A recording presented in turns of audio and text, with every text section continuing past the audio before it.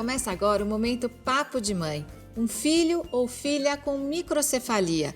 O surto de Zika vírus fez surgir no país um grupo significativo de crianças com essa malformação congênita. A gente recebe o casal Ingrid e Janderson, pais do Enzo, de 5 anos, e da Isis, de 1 aninho, que nasceu com microcefalia. Está aqui no colo da mamãe dormindo.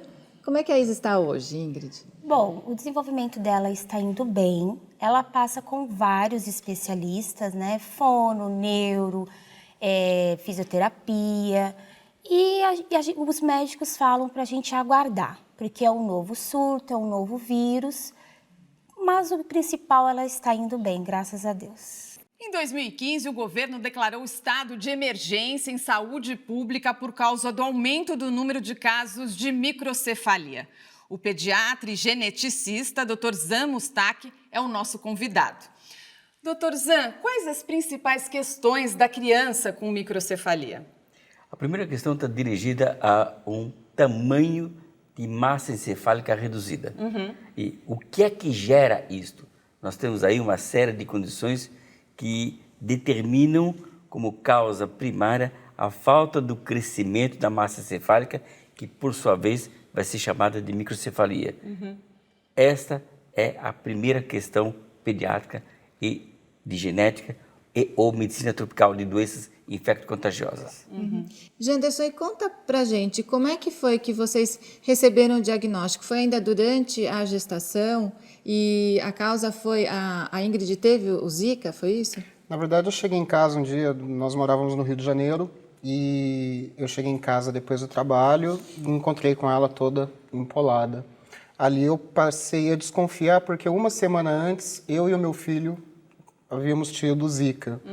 E aí, quando eu cheguei em casa e a vi toda empolada, para mim, eu já comecei a desconfiar. E ela Mas já a estava certeza grávida? já estava grávida. Mas a certeza veio depois com os exames, né? Como é que foi? Foi no ultrassom, Ingrid? Isso, foi na morfológica, né, que eu fiz. Porque quando eu vim do Rio, para mim eu estava de 1 semana. Só que quando eu fiz a primeira morfológica, eu já estava de 4 meses. Aí já deu alteração, né, na nuca.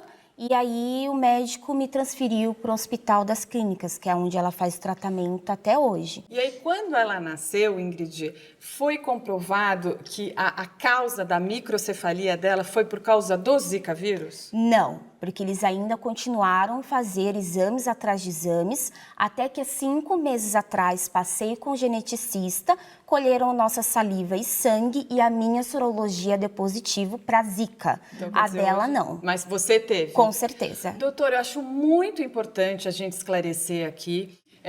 A gente sabe que o país sofreu um surto, né, de microcefalia, esse surto provocado pelo Zika vírus, mas as crianças podem nascer com microcefalia por causa de outras questões fundamentais que podem ser prevenidas no pré-natal, né? Justo. Então, vamos lá. Dentro da condição epidemiológica, o raciocínio que foi feito o diagnóstico com essa criança foi lógico, porque os pais estavam epidemiologicamente no lugar e no momento e adquiriram o Zika, consequentemente, o diagnóstico primário dela é Zika. Entretanto, em não se tendo a confirmação disso, tem que ser aberto um leque de diagnósticos diferenciais de causas de microcefalia. Nós temos aí um vírus que chama-se citomegalovírus, que pode passar desapercebido, tal qual um sintoma de uma gripe durante uma gestação. Esta é a primeira causa. Ele gera calcificações periventriculares. Então, depois, essa criança deve ter sido investigada e deve ter sido visto se existe ou não essas calcificações. A outra são causas relacionadas com casamentos consanguíneos. Ainda nós temos esse problema muito grande no país. Casamento consanguíneo pode gerar o que nós chamamos de erros inatos do metabolismo, cujas manifestações, uma das manifestações maiores, é a microcefalia, entre outras causas. Que seriam o quê? Casamentos entre primos, até entre irmãos, eventualmente? É isso? Esse que é o casamento consanguíneo? Casamento consanguíneo e casamento de pessoas que fazem parte da mesma genealogia. Então, pais, mães ou tios, parentes. E, Janderson, como foi quando ela nasceu? Como vocês já tinham esse diagnóstico? Vocês já se sentiram preparados para lidar com essa situação? Na verdade, quando ela nasceu, a gente já sabia que seria um desafio grande. Mas como É só na vivência, a evolução, eu acho que não tem como você estar preparado. Acho que você pode esperar que vai ser difícil ter uma criança especial, mas também no começo. Embora a gente já soubesse que haveria algum problema, a gente não sabia tudo o que aconteceria, o monstro era muito maior antes de nascer. Porque aí depois você vai dando um passo de cada vez, né, Janderson? Pelo dia a dia, você ir vivendo, o hospital é mais ela quem faz, eu às vezes, quando tem necessidade de internação, até vou. E Ingrid, essa união do casal, pai e mãe, é muito importante nesse momento, né? Com certeza, porque desde o comecinho que teve a epidemia, sempre eu vi em jornais tudo que os pais abandonam as mães, que as crianças nascem com a microcefalia causada pela Zika e também qualquer outra patologia, né? Os pais abandonam. E ter o acompanhamento do marido, do pai é muito bom. É muito gratificante, é muito bom mesmo. Você não tem ideia como que faz na vida de uma criança ter um casal assim para ajudar em tudo, né? Parabéns para você. Obrigada. Essa ajuda é uma questão de oportunidade. Com certeza. O Janderson, junto com ela, ambas dão a mão para dar melhores oportunidades para essa criança. Vai fazer toda a diferença no Isso. desenvolvimento dela, né, doutor? E a Isis merece, com certeza. No próximo bloco, nós vamos saber como está atualmente o contágio pelo Zika e quais os cuidados que as grávidas devem ter. Fique com a gente aqui no Momento Papo de Mãe.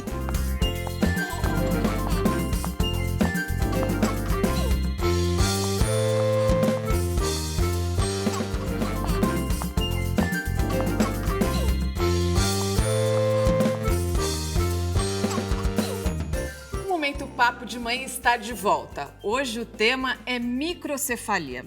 Doutor, a gente já falou de algumas causas, o Zika vírus, o casamento consanguíneo, o citalomegalovírus. Quais outras causas? Então, vamos lá. O primeiro raciocínio pediátrico existe uma sigla STORCH, S de sífilis, T de toxoplasmose, R de rubéola, o C é de citomegalovírus, que nós já falamos. Tem o H, que é de herpes, e tem o A, que é do HIV, que é da AIDS, antigamente definida. Ora, essas são as causas mais de levar a uma atenção dirigida a esses diagnósticos diferenciais.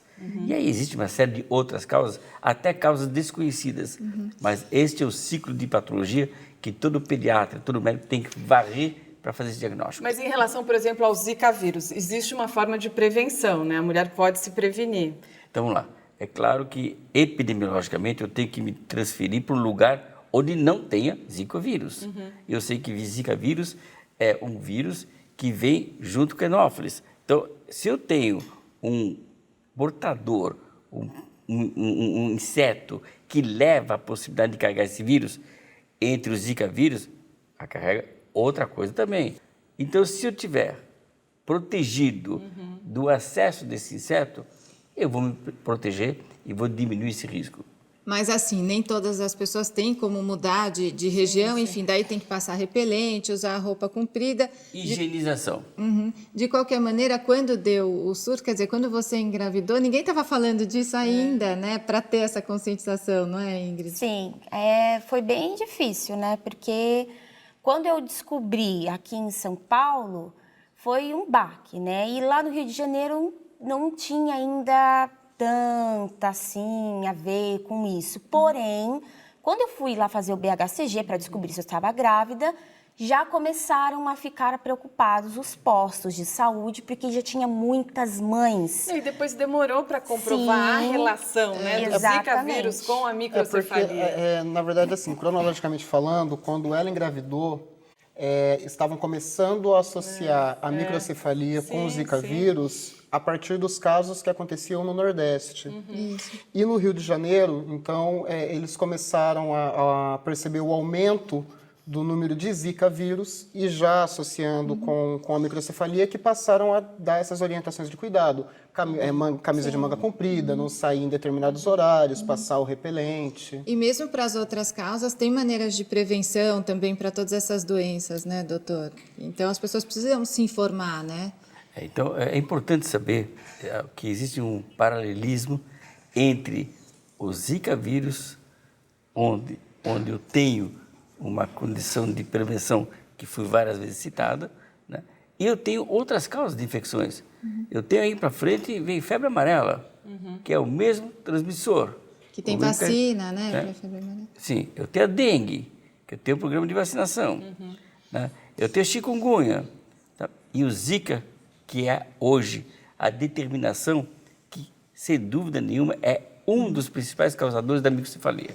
Ingrid, que tratamentos que ela faz atualmente? Bom, como ela passa no Hospital das Clínicas, ela passa em neuro, pediatra, infecto, geneticista, vai começar a passar com a gastro, passa com a fono, todas as especialidades que ela passaria, né? Porque estimular precocemente é fundamental, né, Janderson? Na verdade, é um compromisso que a gente tem. Uma coisa que nós temos muito fixo, eu e a Ingrid, é dar para a Isis todas as oportunidades que ela puder ter, isso desde que descobrimos que haveria uma anomalia.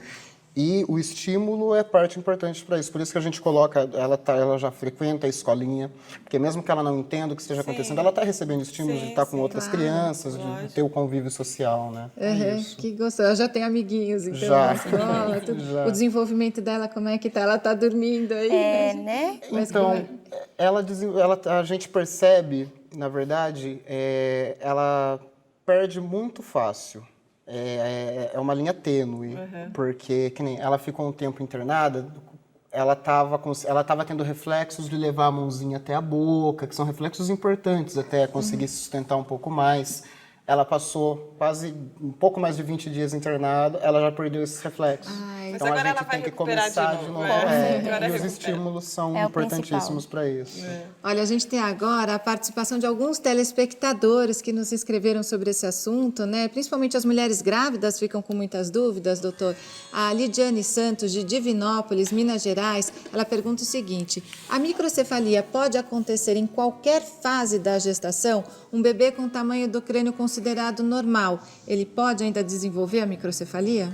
A microcefalia é a falta do crescimento do cérebro e, em virtude, o crânio cresce menos. Ela pode acontecer, inclusive, pós-nascimento. Então, se eu tenho fechamento prematuro das suturas cranianas, tá, ocorre uma microcefalia. Por isso que o pediatra tem que acompanhar medindo o perímetro cefálico. Então, ela pode acontecer em qualquer momento, durante a gestação ou pós-gestacional. Ela é caracterizadamente controlada até mais ou menos, no máximo, 24 meses. Tá ótimo, doutor.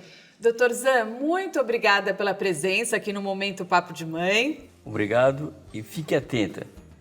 A microcefalia pode acontecer até 24 meses, mas o Zika determina a microcefalia prematura durante a gestação.